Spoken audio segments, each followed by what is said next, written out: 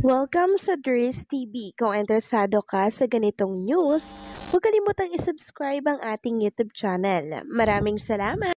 So, ayun, welcome back again sa ating YouTube channel mga kakimpaw, and sa update nating ito, ang pag-uusapan natin ay tungkol sa mga importanteng ganap kina Kim and syempre kay Paolo Avellino. Pero bago po ang lahat, maraming salamat sa inyong patuloy na pagsuporta at pagsubaybay sa mga daily update natin. Kaya naman bilang pasasalamat, narito po ang mga napili kong komento patungkol yan sa naging previous update. Unang komento mula ito kay Horizon. Sabi niya, there's yung mga bashers na fan ni Nuno, ang kuda ngayon ay lalabas na naman daw ang galaw ni Paolo na sweet and caring kay Kimi dahil sa ipapalabas na ang series ng Kim Pao na The Alibay. So, lumang tugtugin na yung mga nilalabas na pangbabatikos kay Paolo Avellino ng mga fans po nitong si Nuno. Dahil kilala naman natin si Paolo Avellino noon hanggang ngayon, hindi po siya nagbago ng pagka-gentleman and caring niya po kay Chinita Princess, 'di ba? Kaya doon pa lang alam natin na paninira lang yon kay Paolo Avellino and syempre kay Kim Chiu para sirain din at ibagsak ang The Alibay. Pero since mahal natin si Kim and Paolo Avellino, hindi natin nahayaan po na sirain nila yung The Alibay dahil sa paninira po nila na ginagawa kay Paolo Avellino. 'Di ba? Kilala natin si Paolo Avellino at noon pa man ganyan na ganyan po siya kay Kim Chiu. Sanay na nga po tayo, 'di ba, mga kakimpaw, na napaka-gentleman niya kay Kim Chiu. Kaya ang maniniwala lang dyan sa paninira ng mga bashers, yung mga hindi po kilala si Kim and Paolo Avellino, and syempre yung mga hindi nakatutok kay Kim at Paolo 24/7. Tayo kasi mga kakimpaw, bawat ganap ni Kim and Paolo Avellino, nakikita natin.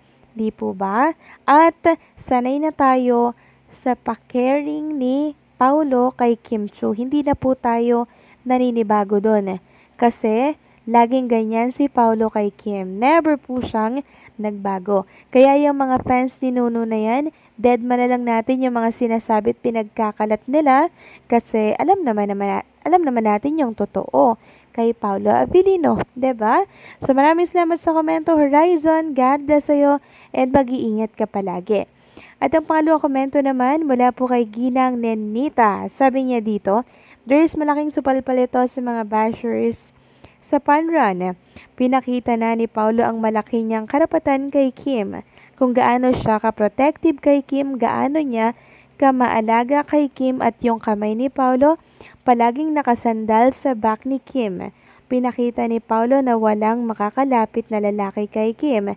Nakita mo ba, Ders, kung mayroong lalapit na guy kay Kim, kinukuha niya si Kim.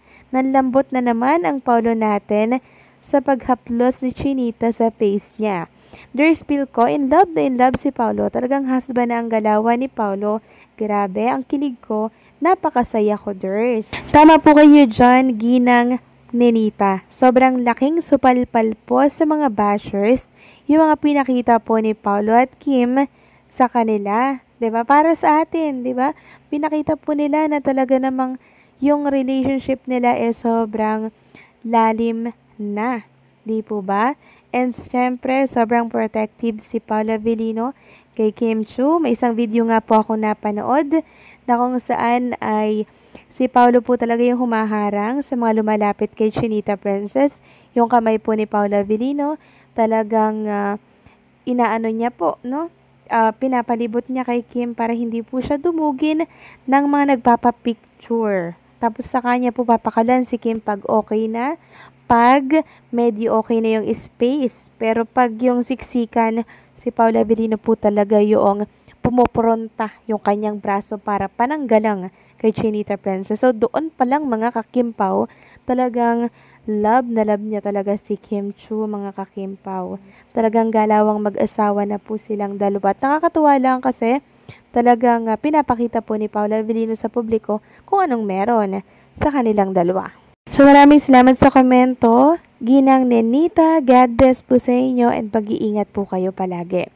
So ito na nga, pag-usapan na natin mga kakimpaw ang mga topic na nakalap natin sa gabing ito. At unahin natin ang tungkol nga po dito sa ganap kay Kim and Paula Avellino kahapon. So si Paolo po, nagantay talaga siya kay Chinita Princess na dumating po sa location dito sa MOA para po sa Chow Pan Run. So inantay niya po yung kotse, mga kakimpaw, na dumating kasi nauna si Paolo.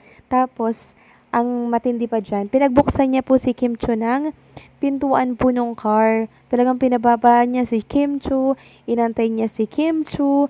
Grabe, no? Grabe talaga si Paula Avellino. Sobrang caring, concern, and gentleman talaga kay Chinita Princess. Next topic naman, pag-usapan natin mga kakimpawang tungkol nga po dito sa pag-uwi agad ni Kim Chu. Mula po yan sa Tanduay Ram Thanksgiving kagabi. So, maaga po siyang umuwi. So, inantay niya lamang pong matapos yung event. Tapos, uwi agad siya mga kakimpaw.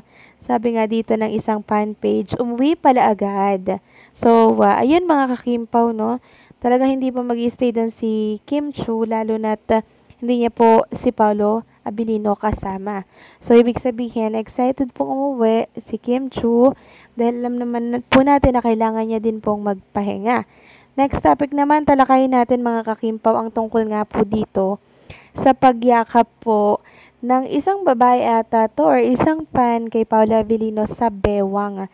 So, naichapwera si Chinita Princess tapos si Paula Avellino biglang niyakap sa bewang. Ngayon, isang fan page nga po ang nagpaalala na huwag gawin yun agad-agad. Kung baga huwag gawin yun nang hindi malang nagpapaalam, huwag sunggab ng sunggab, respeto. Respeto dapat daw per Paula Avellino.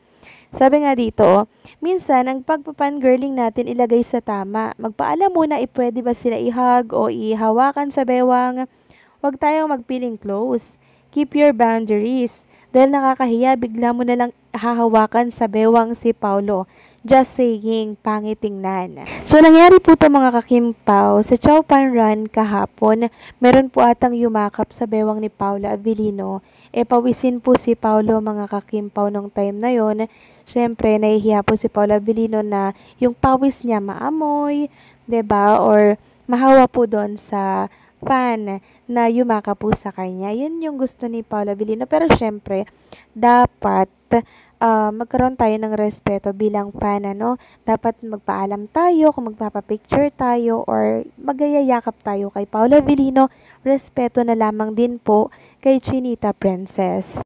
At yun nga po ang pinapanawagan po ng mga Kimpaw fans ngayon, ang respect naman daw sa jowa na si Chinita Princess. Na siyang tama nga naman mga kakimpaw. Ilagay natin, 'di ba? Ilagay naman nila yung pagpapangirling sa tama. Pero syempre, siguro na-excite lamang din mga kakimpaw. Pero dapat lagi pong magpaalam, okay? So kayo ba mga kakimpaw, ano po ang say ninyo dito? Please comment down below.